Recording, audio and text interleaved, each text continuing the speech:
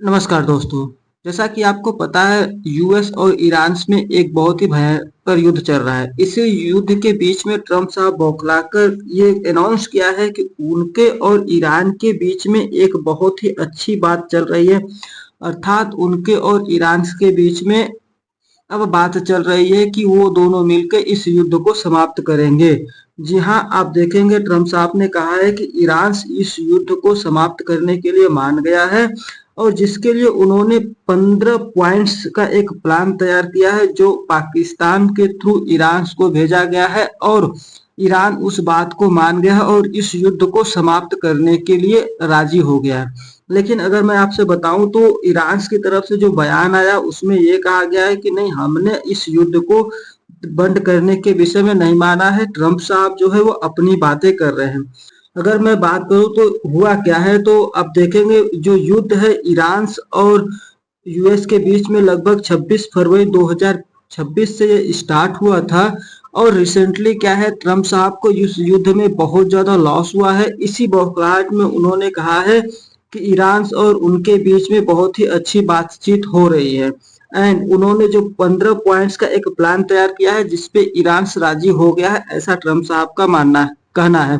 लेकिन ईरान की तरफ से यह कहा गया है कि नहीं, जो भी ये ट्रम्प साहब कर रहे हैं वह कम्प्लीटली उस बात से उन्हें डिनाई कर दिया है। उन्होंने कहा है कि हम किसी भी बात के लिए तैयार नहीं है, हम उनसे नेगोशिएशन नहीं कर रहे हैं। जो भी ट्रम्प ये नेगोशिएशन की बात कर रहे हैं वह केवल और केवल अपने में है, क्योंकि ईरान ने कई बार यह बात को दोहराया है कि अब हमें ट्रम्प साहब पे कोई भी ट्रस्ट नहीं है। दैट मीन्स हमें उन पे अब जीरो ट्रस्ट है, क्योंकि आपको पता है लगभग 2 सालों से ये इनके और ईरान के बीच में बातें चल रही थी, लेकिन ट्रम्प साहब ने उसके बावजूद भी ईरान पे हमला किया और उनके बहुत सारे सुप्रीम लीडरों को मार दिया है।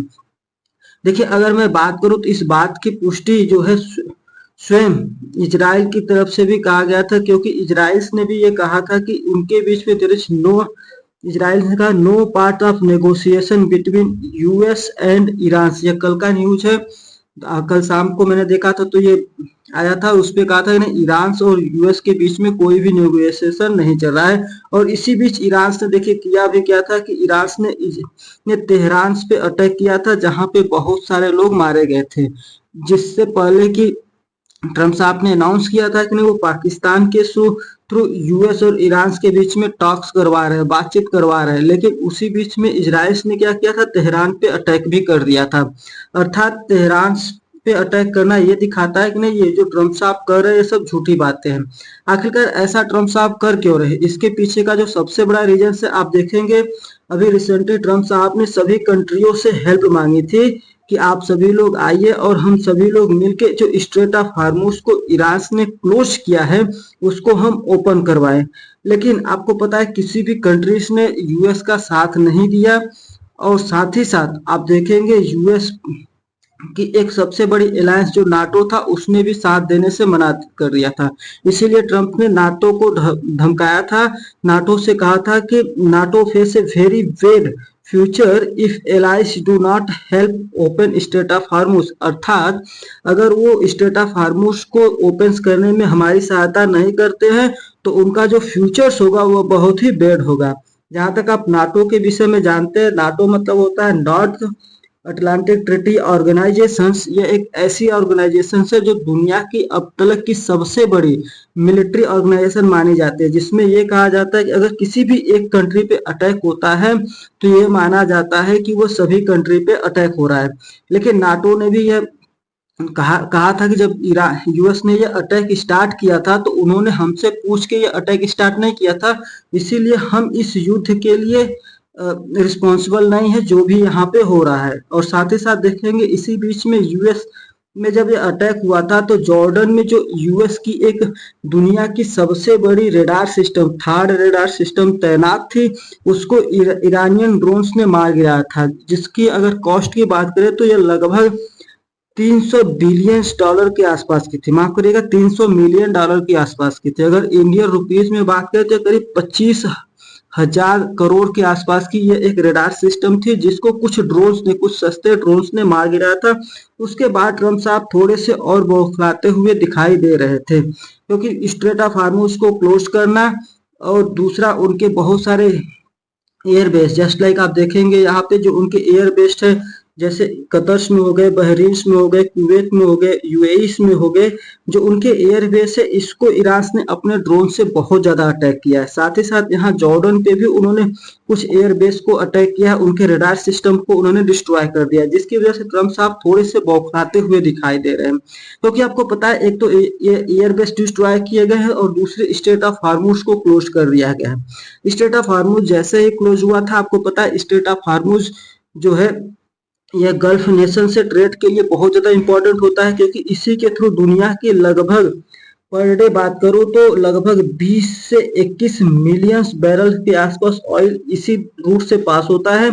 अगर बात करूं ओवरऑल तो ये दुनिया की लगभग 20 से 25% जो वर्ल्ड की ऑयल होती है वो यहीं से होके जाती है, जिसके वजह से रास्ते बंद हो गए। इसने जैसे ये रास्ते बंद किए थे उसके बाद हुआ क्या कि दुनिया में ऑयल क्राइसिस देखने को मिल रही है।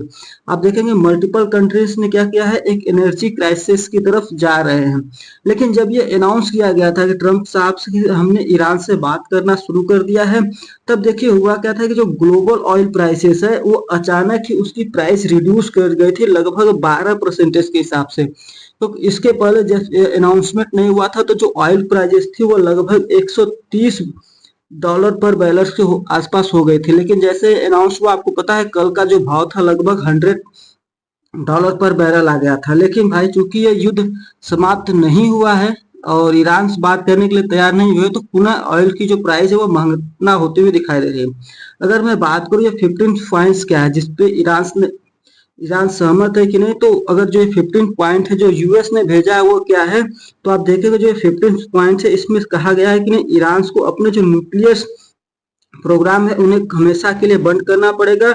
अब वो कोई भी परमाणु हथियार जो है न्यूक्लियर वेपन से वो नहीं बना सकते हैं। साथ ही साथ उन्होंने कहा इन्हें कंप्लीटली क्लोज करना पड़ेगा, जो भी उनके न्यूक्लियर वेपन साइट्स है या फिर जो भी उन्होंने न्यूक्लियर वेपन इरिचमेंट किया उसे कंप्लीटली क्लोज कर दे। एंड साथ ही साथ कहा है जो आप ये इन जो प्रॉक्सी वार को सपोर्ट कर, जैसे एक लेबनान हो गया, रिड्यूस हो गया, इन सबको जो आप सपोर्ट कर रहे हैं उसे सपोर्ट करना ही बंद कर दीजिए। और दूसरी तरफ उन्होंने कहा था जो आप ये बैलिस्टिक मिसाइल बना रहे हैं, लॉन्ग रेंज बैलिस्टिक मिसाइल बना रहे हैं, इन सबको भी बनाना क्लोज कर दीजिए।